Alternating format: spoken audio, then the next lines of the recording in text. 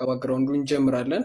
የዛሬ 17 ዓመት ወደኋላ እንመለሳለን ማለት ከወልደቴ ጀምሮ በስነ ስርዓት ለሰዎች ቀለል ባለ መልኩ ያው እኔም ማስረዳት በምችለው መልኩ ግልጽ ለማድረግ ሞክራለሁ። ሲጀምር እንደዚህ ነው የተወለድኩት አዲስ አበባ 6 ኪሎ መነን የሚባለው ትምህርት ቤት አጠገብ ነው። የቀበሌ ቤት ነበር፣ ኖርማል ነው። እዛ ነበር ተወልጄ ትንሽ ከፍ ነገር ያልኩት። ከዛ እዚህ ቤት ሰራን፣ አባቴ ቤት ሰራ ወደ አለም ገና። አለም ገና ማለት ለማታውቁት ሰዎች ሰበታ ነው። ከዛ ወደዚህ መጣን ማለት ነው፣ የአሁኑ ሸገር እና ወደዚህ ከመጣን በኋላ እዚህ ነው መኖር የጀመርነው። እዚህ መኖር ጀመርን። አስተዳደጌ አልሐምዱሊላህ መጥፎ የሚባል አልነበረም ለኔ፣ ምክንያቱም በጣም ብዙ አይነት ሰዎችን ስላየው የራሴን እንትን አይደለም። ግን ከቤት ዘመድ አንጻር የኔ ጥሩ የሚባል አልነበረም ማለት ሌሎቹ የተሻለ ኑሮ ነበር የሚኖሩት፣ ከኔም የተሻለ አኽላቅ ነበራቸው በሰዓቱ እና የኔ ካለውበት ቦታ አወዳድሬ ያው የኔ ጥሩ የሚባል ነው ልላችሁ እችላለሁ። እና አስተዳደጌ የነበረው ያው የመጣሁበት ቤተ እምነት የኦርቶዶክስ ተዋህዶ ቤተ እምነት ነበር። እዛ ላይ በፊቱ ህይወቴ የቻልኩትን ያህል ያው ዲኔ ላይ ለመስራት ሞክር ነበር ማለት በቃ ከልጅነቴ ነበረ ፍቅር የነበረኝ እና ስጠይቀው ጌታዬንም ከልቤ ነበር የምጠይቀው። ወላሂ መዋሸት የሚመስለው ሰው ሊኖር ይችላል፣ ግን ይሄ እውነታው ነው። በቃ ከልቤ ነበር የምጠይቀው።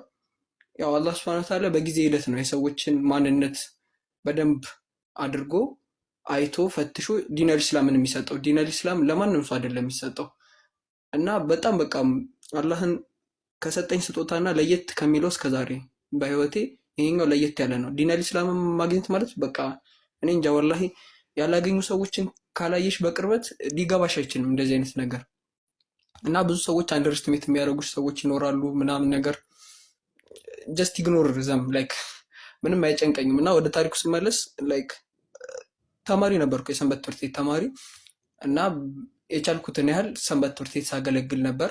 የዛሬ 3 ዓመት በገና ኮርስ ጀመርኩ። ከ2 ዓመት በኋላ ኮርሱን አጠናቀቅኩኝ።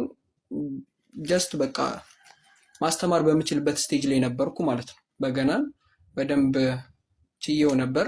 መዝሙር ዘምር ነበር። በየአድባራቱ እየዞርኩ አገልግሎት እንሰጥ ነበር ማለት ነው ከጓደኞቼ ጋር።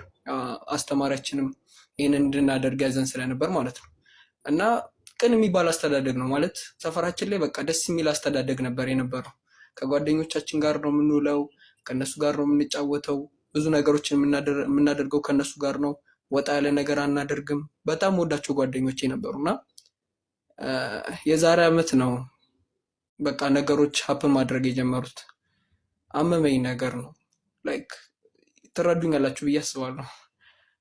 በአላህ ሱብሓነሁ ወተዓላ ሸፋ ስር ያልሆነ ሰው ያው ለሸይጣን የተገለጸ ነው የሚሆነው። ሸይጣን እሱን ለማጥቃት ብዙም ከባድ አይሆንበትም። እና አመመኝ ነገር ነው። በትምህርቴ ጎበዝ ነበርኩኝ። ያው ያን ያህል የሚወራለት ባይሆንም ግን የአቅሜን እጥር ነበር። ግን ያንን አይቶ ነው መሰለኝ አጅሬው ትንሽ አስተጓጎለኝ ነገር ከትምህርቴ። ያው ሰፈር ሰውም በቃ ይሄ ልጅ ወደ ማለት እስኪደርስ ድረስ ነበር የታመምኩት የነበረው። በቃ ራሴን ከቁጥጥር ውጭ የምወጣበት ጊዜያቶች ነበሩ እና በጣም ብዙ ነገሮች ነው ያለፉት ወላሂ እንደ ቀልድ ማላያቸው በቃ። ከዛ የሆነ ሰዓት ላይ እንደዚህ ረመዳን እየቀረበ መጣ። አይ ቲንክ 1 ወር ሲቀረው ነገር መሰለኝ እና ረመዳን ቀረው እያሉ ሲያወሩ እኔ ውስጥ ገባው። በቃ የሆነ ሰው በዚህ ረመዳን ማክፈር አለብኝ ብዬ በጣም ነበር ያሰብኩት። እና በቃ እኔ መጽሐፍ ቅዱስን ባለችኝ እውቀት መሰረት በደንብ መተንተን ስለምችል የምችለውን ሰው አትራክት ማድረግ እፈልጋለሁ የእነሱን ስህተት አሳይቼ በሚለው ትምህርት የተዛው ክፍል ውስጥ ከጀርባችን የሚቀመጡ ልጆች ነበሩና ከነሱ ነው የጀመርኩት። በቃ እነዚህ ልጆች ዘንድሮ መክፈር አለባቸው ብዬ ራሴን አሳምኜ በቃ በጣም ነው የተነሳሁት የነበረው በሰዓቱ። ለእኔ ያው ልክ ነው ብዬ ስለማስበው እንዳትቀየሙኝ፣ አሁን ላይ የማላስበው ነገር ነው፣ አይዟችሁ እንዳደነግጡ። ግን በቃ ሰዎችን የማክፈር ጥልቅ ፍላጎቱ ነበረኝ በሰዓቱ። እንዴት እንደመጣ ወላሁ አለም። ከዛ አጋጣሚ አላህ ሱብሓነሁ ወተዓላ የጣለኝ ኒቃቢስቶች ላይ ነበር እና በጣም ነበረ መከራከራቸው የነበረው። አስተማሪ ሲጽፍ እኛ እናወራለን፣ እኔ በጣም ነበረ እነሱን ይዤ መከራከራቸው የነበረው። እነሱ ግን ላይክ ምንም ከምንም አልቆጠሩኝም ነበር። የምጠይቃቸውን ጥያቄ እዛው ነበር የሚመልሱልኝ።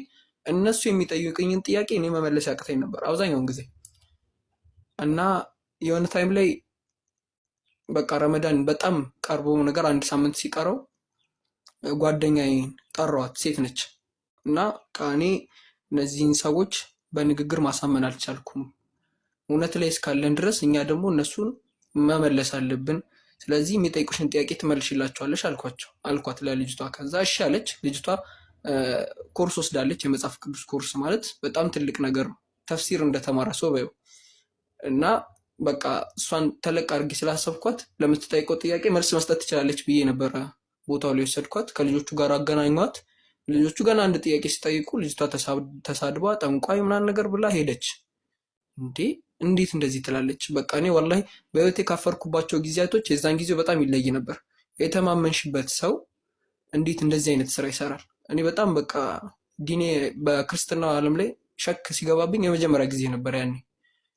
በቃ በጣም ቅፍፍ እስኪለኝ ድረስ እና አገልግሎት ስጠራ ምናምን መሄድ አቆምኩ ቤተክርስቲያን። በቃ እልህ ያዘኝ።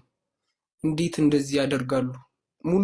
ሙሉ ክርስቲያኑ እንደከዳኝ ነበር የተሰማኝና በኋላ ላይ ራሴን አረጋጋውና መልሼ አይ በቃ ጠይቄ መረዳት አለብኝ፣ እኔም ማወቅ አለብኝ፣ እነሱ የጠየቁኝ ጥያቄ መመለስ አለብኝ ብዬ አሰብኩኝ። መጠየቅ የምትፈልጉትን ጥያቄ በተርታ አድርጋችሁ በወረቀት አስቀምጣችሁ በስነ ስርዓት ጠይቁኝ፣ እኔም ከኔ በላይ ላሉ አዋቂዎች ሰጥቼ ጥያቄውን እነሱ እንዲመልሱልኝ አድርጌ ወደ እናንተ ይዤ እመጣለሁ አልኳቸው። እነሱ ምንም አላሉም። አንድ መጽሐፍ ነው የሰጡኝ። መጽሐፉ ስሙ እውነትን ፍለጋ ይባላል። ሰልማን ወቃሪ ነው ደራሲው እና ወደ 20 ሉክ መሰለኝ። በጣም ትንሽ መጽሐፍ ነው እና መጽሐፉ የሚያጣቅሰው ከመጽሐፍ ቅዱስ ጥቅስ ይወስድና ከቅዱስ ቁርአንም ጥቅስ ይወስዳል። ፎከስ ማድረግ ያለብሽን ቦታ ይነግራል። በቃ የነቢዩላህ ኢሳን ትክክለኛ ማንነት የሚያሳይ ነበር መጽሐፉ የነበረው። እኔ ደግሞ በጣም ላይክ እንደ ጥንቆላ መጽሐፍ ነበር በሰዓቱ ያየሁት። ሲሰጡኝ በቃ ሰጥቼ ላስበላቸው እንዲሆናል ነገር ብዬ አሰብኩና አይ ቆይ መልስ የሚመለሰው በዚህ መንገድ አይደለም ብዬ ራሴን አሳመንኩ። ጥያቄዎቹን ቤተሰብ ሳያውቅ በወረቀት ጻፍኩኝና የሆነ ቀን ላይ የንስሐ አባታችን ቤት ይመጣሉ። እንደዚህ ጸበል ለመርጨት ቤቱን ያው የምትረዱ ትኖራላችሁ ከኦርቶዶክስ ቤተክርስቲያን የወጣችሁ ካላችሁ እና እሳቸው ሲመጡ ይህን ጥያቄ ለእሳቸው ነው የሰጧቸው። አባ እኔ እነዚህን ጥያቄዎች ተጠይቄያለሁ፣ መመለስ አቅቶኛል፣ ከኔ አቅም በላይ ናቸው። ስለዚህ እርሶ ሊመልሱልኝ ይገባል። ግልጽ አድርጌ ነው የነገርኳቸው የት እንደተጠየቅኩ ማን እንደጠየቀኝ ምናምን በጣም በግልጽ ሁኔታ በቃ ሳልደብቅ ነው የተናገርኩት። አባቴም እናቴም በቦታው ላይ ነበሩ። ጠየኳቸው፣ እሳቸውን መልስ ሰጡ። መልስ ሲሰጡኝ የነበረው በቃ አይደለም ለልጆቹ ልወስድላቸው እኔንም ሌላ ታሪክ ውስጥ ከተተኝ። በቃ ማልፈልገው የሆነ እንትን ውስጥ እና በቃ በእስልምናውም አላመንኩም። የሆነ ሲጫንብኝ ያደግኩት ፖዚቲቭ ኔጌቲቭ አይዲያዎች አሉ። እዚህ ጋር ደግሞ በክርስትናውም እንዳላምን ደግሞ በቃ ኒውትራል ነው ያደረጉኝ ማለት ይቻላል። ወዴትም አልሄድኩም። በቃ ተውኩት። ከዛ እሳቸው መመለስ አቅቷቸው ከወጡ በኋላ አባቴ እንዴት ትጠይቃለህ? እንዴት እንደዚህ አይነት ጥያቄ ትጠይቃለህ?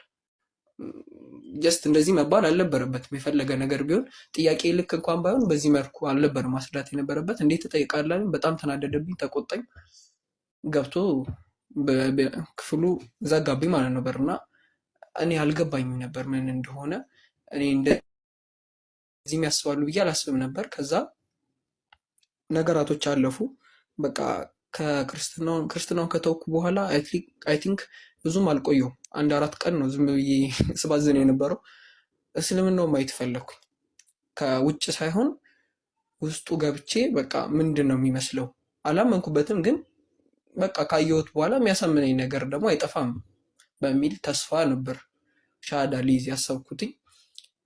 ከዛ እነዛ ልጆች ጋር ተመልሼ ሄድኩኝ ኒቃቢስቶቹ ጋር ሲሄድ ረመዳን 1 ሳምንት ነበር የቀረው። በቃ ሻሃዳ ሲይዙኝና እኔ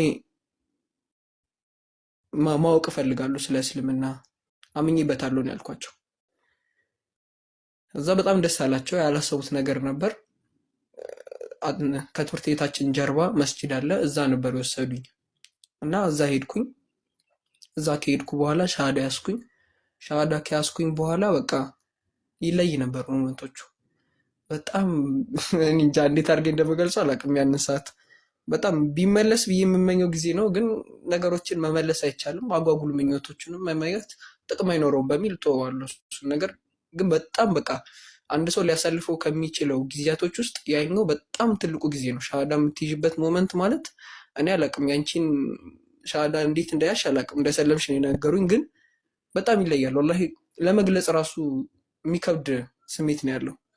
ከዛ ያደረግኩት ነገር ምንድን ነው? ሻሃዳ ያስያዙኝ፣ መስቀሌን በጠስኩና በቃ ከጠየቁህ እንኳን ተበጥሶብኝ ነው በላቸው፣ ድጋሚ ብታስሩም ችግር የለውም ዋናው ንያክ ነው በልብህ ያመንከው ነው ሲሉኝ፣ በቃ አልተጨናነኩም ብዙ ተውኩት። ከዛ አደርግ የነበረው በቃ አንድ ሳምንቷን ረመዳን እስኪገባ አስር አስር ብቻ ነው የምሰግደው። ያው ከትምህርት ቤት ስንወጣ ትምህርት ቤታችን ውስጥ መስጂድ አለ። ከትምህርት ቤት ስወጣ ያው አስር አስር ብቻ ሰግዳለሁ ማንም እንዳያውቅብኝ። ከዛ በኋላ ሰላት የለም ምንም የለም። በቃ የሆነ ልቅ የሆነ ኑሮ አለ አይደለ? በቃ ለሰው ለጠላትሽ የማትመኘው አይነት ኑሮ፣ እንደዚህ አይነት ኑሮ ነበር የምኖረው። እና አላህ ሱብሃነሁ ወተዓላ ሊያስተምረኝ ሲፈልግ ከፊቴ አዲስ ጆርን ያመጣልኝ ማለት ነው። በቃ ያላሰብኩት እገባበታለሁ ብዬ የማልጠብቀው አይነት መንገድ ማለት ነው። ረመዳን ላይ የነበረው ረመዳን ገባ። ረመዳን ሲገባ የመጀመሪያውን ቀን ሱር እንዴት እንደምበላ አስተማሩኝ። ብዙም ከባድ ነገር የለውም። ጀስት መጾሙን ብቻ ነበረ የፈራሁት የነበረው፣ ግን ስጾመው ቀለለኝ። ጀስት እስከ 12 ሰዓት ሲባል በጣም ረጅም ሰዓት በቃ የማያልፍ አድርጌ ነበር ያሰብኩት። ግን ወላሂ አላህ ሱብሃነሁ ወተዓላ ጥንካሬውን ሰጥቶኝ ነበር በሰዓቱና ጾሜ አለፈልኝ። ያቺ የመጀመሪያው ረመዳን አለፈች። ከዛ